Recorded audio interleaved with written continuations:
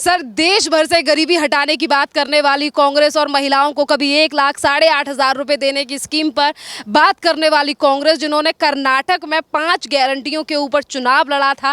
पहले दूध का प्राइस बढ़ाया गया, पहले डीजल, पेट्रोल और पानी पे टैक्स लगाने की बात जो है कि घोषणा की गई कि इस बार भेड़ों को हम सर्दियों में कंबल बांटेंगे।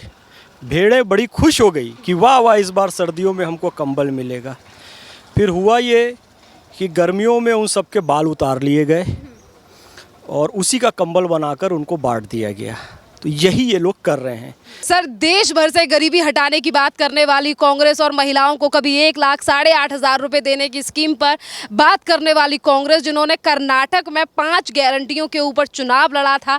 पहले दूध का प्राइस बढ़ाया गया, पहले डीजल, पेट्रोल और पानी पे टैक्स लगाने की बात जो है वो वहाँ के उप मुख्यमंत्री DK शिव कुमार के द्वारा कही जा रही है। इस पूरे मामले पर को किस तरीके से देख रहे हैं आप?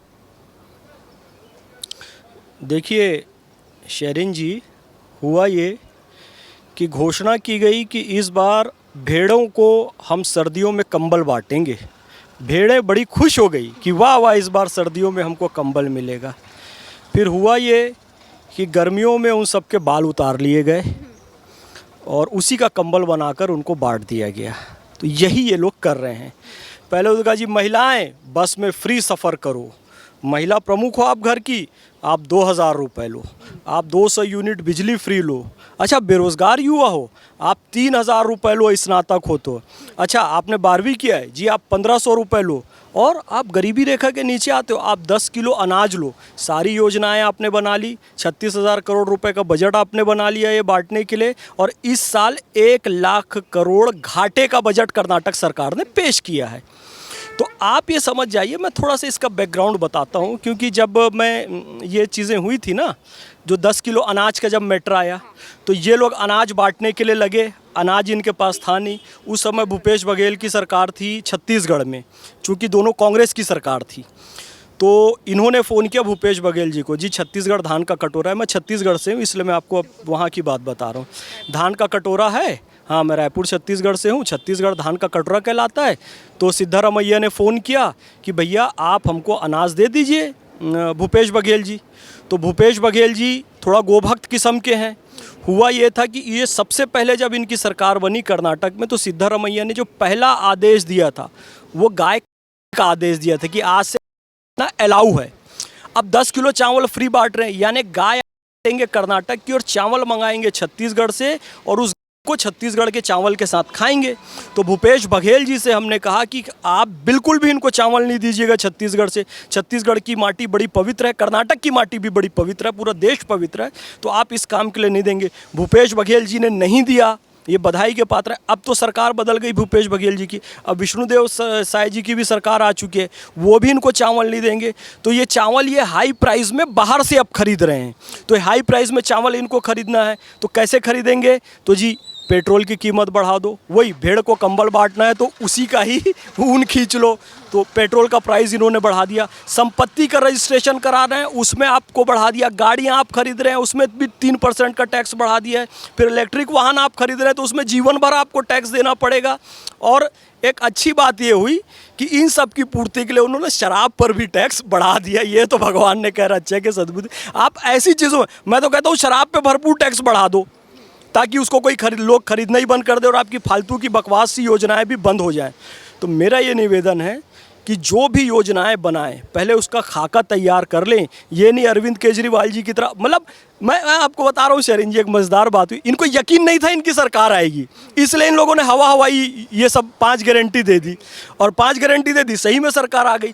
वही बात है ना, वो सोमालिया ने चलो जी चलो अमेरिका पे हमला कर देते हैं, अमेरिका तो हमको जीत लेगा तो फिर हम उसके अंडर में आ जाएंगे तो हमको तो खाना खिलाएगा ही। तो एक व्यक्ति कहता है अमेरिका जीत गया तो हमको खाना खिलाएगा। ये सोचो हम जीत गए तो क्या होगा, हम उसको कहाँ से खिलाएंगे। यही है कि ये लोग जीत गए तो ये लोग योजनाओं का लाभ जनता को कहाँ से देंगे, इनको यकीन नहीं था। ठीक अरविंद केजरीवाल की तरह उनको खुद को यकीन नहीं था। जी मैं बच्चों की कसम खाता हूँ कि कभी किसी पार्टी के साथ मैं समझौता नहीं करूँगा। जी मैं माता पिता की कसम खाता हूँ कि कांग्रेस के सारे नेताओं को जेल भेजूँगा। जी हमको एक बड़ा दुख है, इससे जो विकल्प पैदा होगा वो भी भ्रष्ट हो गया तो क्या होगा। वो सारी बातों को दरकिनार कर दिया। जब चुनाव जीत कर आ गए, उनको खुद को यकीन नहीं था वो चुनाव जीतेंगे। तो घोषणाएं ऐसी कीजिए, प्रैक्टिकल कीजिए।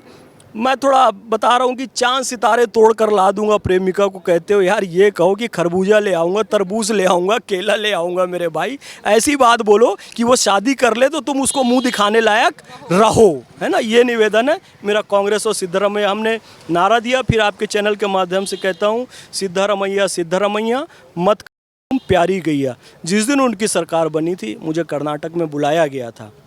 हम लोगों ने करीब 20-25 स्थान में युवा ब्रिगेड चक्रवर्ती अन्ना सुलेबेले के मार्गदर्शन में हमने 20-25 कार्यक्रम कर्नाटक में किए और कर्नाटक सरकार से निवेदन किया कि आपने गो हत्या का जो कानून लाया है उसे तुरंत समाप्त कीजिए। सिद्धरमैया सिद्धरमैया तुम प्यारी गैया। सर, जैसे कि अभी आपने कहा कि फ्री बीज पे इस तरीके के दावे नहीं करने चाहिए जिसकी वजह से जनता को आप मुंह दिखाने लायक ना रहो। सवाल ये भी है कि आज जिस तरीके से फ्री बीज के नाम पर कर्नाटक की जनता को हर तरीके से लूटा जा रहा है, बिजली से लेकर इलेक्ट्रिक वाहन, जैसे कि आपने जिक्र किया, पानी पर भी टैक्स बढ़ाया जा रहा है। तो सर, आने वाले समय में कई और राज्यों में भी चुनाव हैं, लोकसभा के भी चुनाव होंगे, फिर एक बार राहुल गांधी अगर गारंटी देते हैं, क्योंकि अभी तक खटाखट टकाटक बड़े मामले पर ही कांग्रेस काफ़ी ज़्यादा घिरी हुई है और अब कर्नाटक से इस तरीके की तस्वीर सामने आ रही है, तो क्या राहुल गांधी या कांग्रेस पर जनता, क्या किसी भी राज्य की जनता भरोसा करेगी इस तरीके के दावों पर या वादों पर? क्योंकि सुप्रीम कोर्ट में भी ये मामला कई बार गया कि फ्री बीज को लेकर इस तरीके से जो है वो चुनावी जो पार्टियां हैं उनको इस तरीके से जनता को लुभावने वादे नहीं करने चाहिए।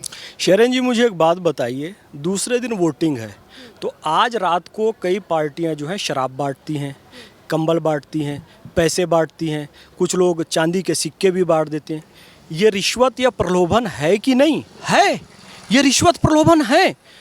तो ये क्या है कि हम चुनाव जीत जाएंगे तो 8,500 रुपये देंगे, हम चुनाव जीत जाएंगे तो फ्री बिजली देंगे, हम चुनाव जीत जाएंगे तो फ्री आपके लिए बस कर देंगे, हम चुनाव जीत जाएंगे तो 10 किलो अनाज आपको देंगे। आप 10 किलो अनाज पोलिंग की पूर्व संध्या पे बांटो या चुनाव जीतने के बाद बांटने का वादा करो, है तो वो प्रलोभन ना। आप बोलिए इंफ्रास्ट्रक्चर डेवलप करेंगे, आप बोलिए रोजगार करेंगे, आप बोलिए स्कूल कॉलेज खोलेंगे, शिक्षा का स्तर सुधारेंगे, सैनिटेशन का स्तर सुधारेंगे, आप ये सब बोलिए ना, ये विकास के कार्य के वादे। यदि आप ऐसी बात कर रहे हैं तो कोर्ट भी कह रहे हैं और हम भी कह रहे हैं और आप भी कह रहे हैं, ये सब प्रलोभन के अंतर्गत आता है, ये नहीं होना चाहिए, नहीं होना चाहिए। और जनता इन पे फिर भरोसा नहीं करेगी ना। अब अरविंद केजरीवाल के साथ क्या हुआ?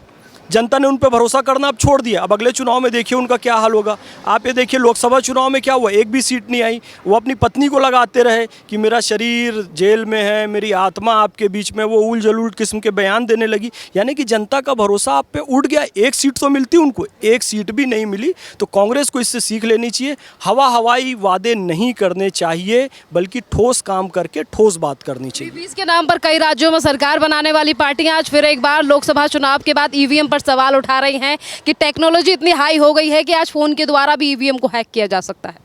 देखिए होने को, अरे क्या बचपने की बात है। आपने भी देखा है, नहीं मैं आपको नहीं कह रहा हूँ, आप निश्चिंत रहिए, आपका प्रश्न वाजिब है। और राहुल गांधी ने शुरुआत की है। हमने बैलेट पेपर भी देखा है। बैलेट पेपर तो पूरा का पूरा बूथ लूट लिया जाता था और सबको भगा दिया जाता था और अपने मत पे वो लोग अपने निशान पे चिन्ह लगा लेते थे, मुहर लगा लेते थे तो चुनाव जीत जाते थे। तो यदि घोटाला गड़बड़ होनी है तो वो बैलेट पेपर में भी हो सकता है, वो ईवीएम में भी हो सकता है, किसी और माध्यम में भी हो सकता है। यहाँ तक कि प्रत्यक्ष लोकतंत्र होता है कि जनता को एक मैदान में इकट्ठा करके आप हाथ उठवाते हैं, उसमें भी हो सकता है। क्यों? आप उसमें भी किसी को प्रलोभन दे सकते हैं, बेटा हम देख रहे हैं कौन कौन हाथ उठा रहा है, तुम नहीं उठाए तो तुम्हारा घर जला देंगे। तो गड़बड़ तो सब में हो सकती है। तो गड़बड़ जब सब में हो सकती है तो एक पद्धति आई है, मैं बोलूँ ये डिजिटल कैमरा छोड़ दो। आप छोड़ोगे क्या जी? कॉपी पेन लेकर आओ शेरिन और लिखो, मैं क्या बोल रहा हूँ। नहीं सर, अब युग बदल गया, वो कॉपी पेन लाके और लिखने वाला वो समय नहीं है। तो अब बदला है ना समय, तो अब ईवीएम का समय। इसके आगे और कोई उन्नत टेक्नोलॉजी आएगी और कुछ आएगी तो कहेंगे जी अपने घर में बैठ के आप ये बटन दबा दो, आपको एक कोड दे रहे हैं, आपका वोट हो जाएगा। तो अच्छा है, प्रगति हो रही है, तो इन सब चीज़ों को स्वीकार करना चाहिए। हम बैकवर्ड पीछे नहीं जा सकते, देश उन्नति की ओर आगे बढ़ रहा है, उसे स्वीकार कीजिए।